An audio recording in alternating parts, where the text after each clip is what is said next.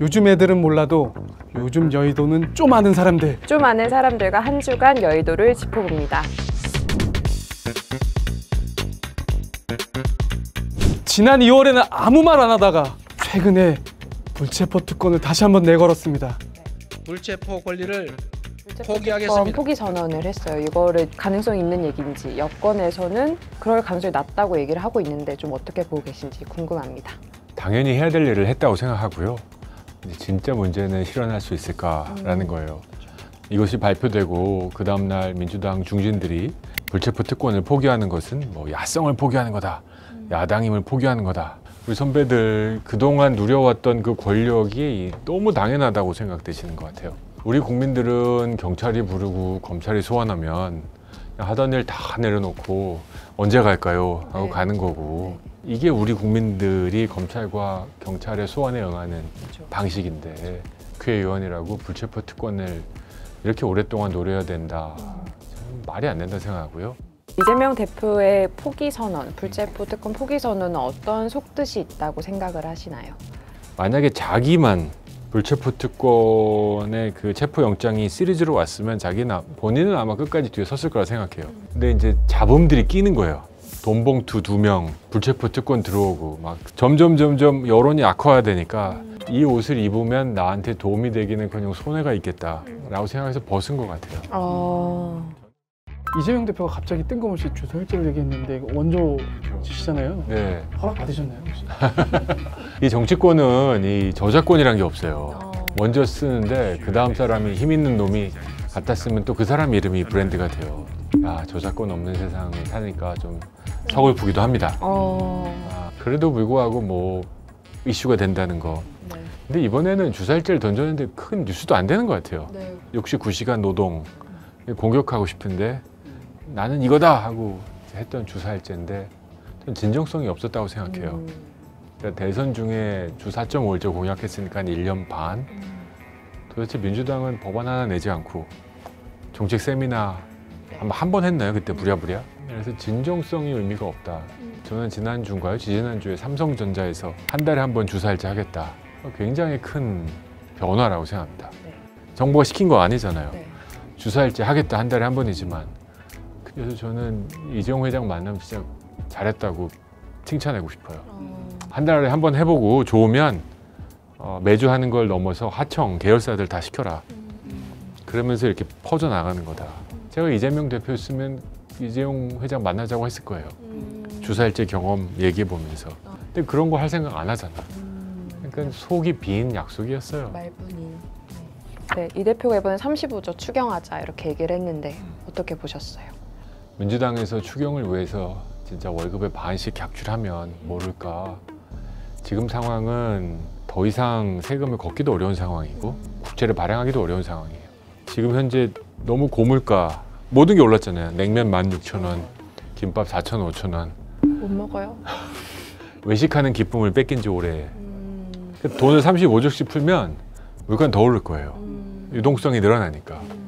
그래서 저는 방법은 있다고 생각해요. 우리 예산을 그냥 작년에 했으니까 올해 1%, 작년에 했으니까 올해 3% 증가, 이게 아니라 소위 제로 베이스에서 처음부터 다 뒤져보자. 과연 이 프로그램이 필요한지, 이 사업이 필요한지 원점에서 검토하자. 그러면 35조보다 더 많이 저는 낭비되는 곳을 찾을 수 있다고 확신합니다. 제가 세계은행에 있으면서 재정 전문가로서 제로 베이스 버제팅 해봤거든요. 이거 한번 해보려고 그래요. 그러려면 민주당 의원들, 국민의힘 의원들이 정말 필요 없는데도 지역 공약했던 거 다 포기하셔야 돼요. 그래서 그런 거 제가 다 찾아내가지고 열거릴 때 들이밀 거예요. 그러면 35조 만들 수 있다. 국채 발행하지 말고 이거 쓰자. 근데 민주당 의원들 안 된다고 하시면 그건 진정성이 없는 거다. 제발 좀 세금을 내고 싶은 나라를 만들었으면 좋겠다. 근데 지금은 그 누구도, 공무원들도 세금 낼 만한 나라라고 자신 없어요. 그 이유의 핵심은 쓸데없는데 너무 많은 돈을 쓰기 때문이다. 지금 갖고 있는 예산, 민주당 의원들이 지금 여러 경로로 확보한 선심성 예산만 다 반환하십시오. 35조 됩니다. 그러던 중에 김기현 대표가 중국인 투표권 박탈을 얘기했습니다. 근데 가만히 생각해 보니까 작년 12월에 조정훈 의원님이 이 법안을 원조로 냈어요. 법안을 왜 이렇게 많이 뺏기시는 거예요? 제가 낸 법안은 다른 당에서 다 검토하나 봐. 제가 한 번 다 가져가고 이게 참 모든 외국인에게 제외하자가 아닙니다. 저는 문제 의식은 그러니까 뭐 중국 동포들 투표권 뺏자라기보다는 상호주의로 보자. 우리나라에 있는 수백 개 나라의 외국인들이 있지 않습니까? 네. 그 나라에서 우리 국민들이 투표할 수 있으면 우리도 주자. 그래서 이건 외국인 혐오 이런 건 아무 상관없어요. 우리나라에서 외국인이 가장 많이 거주하는 지역이 지난달까지 충청북도 음성. 지방선거가 대략 한 50% 투표하고 한 50% 득표하면 당선되니까 25%에 18%, 70%의 유권자가 외국인이라는 소리예요. 상당한 수준입니다. 따라서 이거에 대해서 중요하게 검토할 필요가 있는데 그 중에 하나가 이제 상호주의다. 우리 국가, 우리 국민들에게 투표권을 주는 나라라면 우리도 주는 게 맞다. 근데 우리 국민들도 투표할 수 없는 나라에서 온 국민들에게 우리는 투표권을 줘야 된다라고 말하는 건 합리적이지 않죠. 그러니까 우리 국격에 맞는 상호주의를 실현하기 위한 그러면서 하나씩 늘려갈 수도 있잖아요. 이거 저는 외교의 기본 원칙. 그리고 이제는 묵과하기에는 너무나 큰 비중의 유권자들이 돼버렸다. 김 대표님 같은 경우에는 한중에 어떻게 보면 얘기를 한 거고 그 의원님 같은 경우는 전체다. 그쪽에서 똑같이 하자 이런 입장이신 거죠. 그렇죠. 그러니까 법안을 발의할 때 중국 동포들에게만 투표권을 주지 말자. 뭐 이건 좀 부적절하다고 생각해요. 모든 외국인의 투표권을 상호주의 적용으로 하자. 이건 보편적이죠. 중국이 안 준다 그러면 중국에만 예외를 줄 필요도 없죠. 중국이라고 예외를 달라 이건 뭐 말도 안 되는 거고 효과가 그렇게 나오는 거랑 처음부터 의도를 그렇게 잡아 나가는 거랑은 좀 다르죠. 우리 국민들 찍을 사람 없다. 민주당도 찍기 싫고 국민의힘도 찍기 싫고 프로 나왔는데 양양자 찍기 싫고 금태섭 찍기 싫고 진짜 찍을 사람 없습니다. 어떻게 총선 보시나요? 하루하루 짝깍짝깍 다가오고 있고요. 또 우리 국민들은 또 그날 쉼에도 불구하고 이제 투표장에 가실 겁니다. 그렇죠? 60%, 70% 가실 겁니다. 다 지금 이 세 분은 다 일하시지 않나요 그날? 그날은 쉬지 않을까 싶은데요. 투표하고 그날은 쉬지 않을까. 일하시겠죠. 네. 소위 찍을 사람 없어서 제3지대 만들자. 이제는 좀 철이 지난 얘기 같아요. 새로움의 그 내용을 갖고 좀 경쟁해 보자. 양양자 의원이 추구하시는 한국의 희망은 도대체 비전이 뭐냐? 핵심 정책은 뭐냐? 금태섭 의원이 만드는 새로운 정당은 도대체 뭐냐?